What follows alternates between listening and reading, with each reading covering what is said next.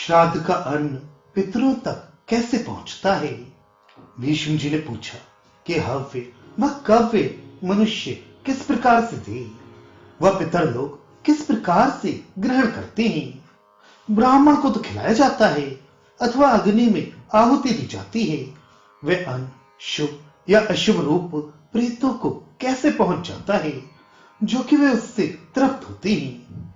ये सुनकर पुलस्त जी बोले कि देवताओं में जो वसु हैं वे तो पिता का रूप है।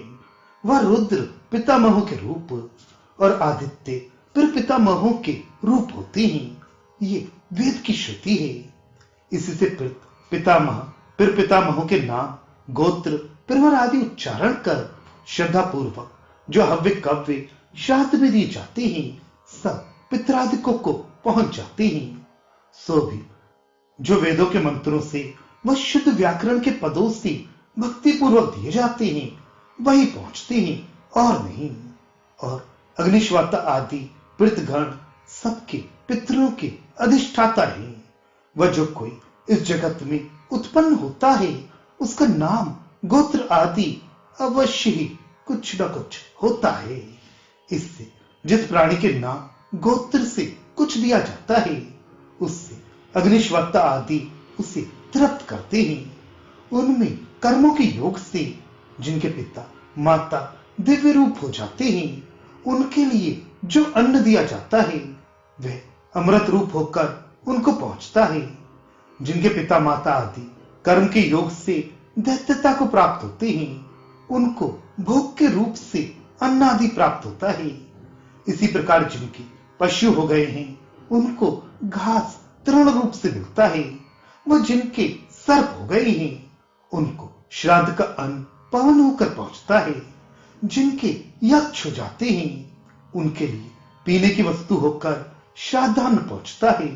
जो राक्षस हो जाते हैं उनको वही श्राद्ध का अन्न मांस होकर पहुंचता है, क्योंकि राक्षसों का ही भोजन मांस है और मनुष्य आदिकों का नहीं। दानव योनि में जो उत्पन्न होते हैं उनको वही श्राद्ध का अन्न मदरा होकर पहुंचता है। जिनके प्रेतत्व को प्राप्त होते हैं उनको रुधिर होकर पहुंचता है। जिनके माता पिता मनुष्य योनि में जाकर जन्म पाते हैं उन्हें अन्न आदि भोजन के पदार्थ व दूध पीने के पदार्थ होकर श्राद्धान्न पहुंचता है।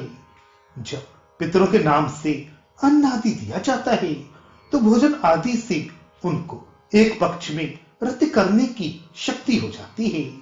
उससे आनंदित हो पितर लोग अपने संतानों को दान देने में शक्ति, रूप, आरोग्य, विभव देते हैं। ये श्राद्ध पुष्प कहा है और ब्रह्म का समागम फल कहा है। और आयुर्बल, पुत्र, धन, विद्या, सुख, भोग विलास के पदार्थ व स्वर्ग व मोक्ष देते हैं। वह राज्य आदि पदार्थ भी प्रसन्न होकर देते हैं। पूर्व समय में इसी श्राद्ध के अन्न से कौशिक मुनि के पुत्र एक ही रात्रि के पीछे मुक्त हो गए और 5 जन्म के संबंधों से परम पद को प्राप्त हुए हैं।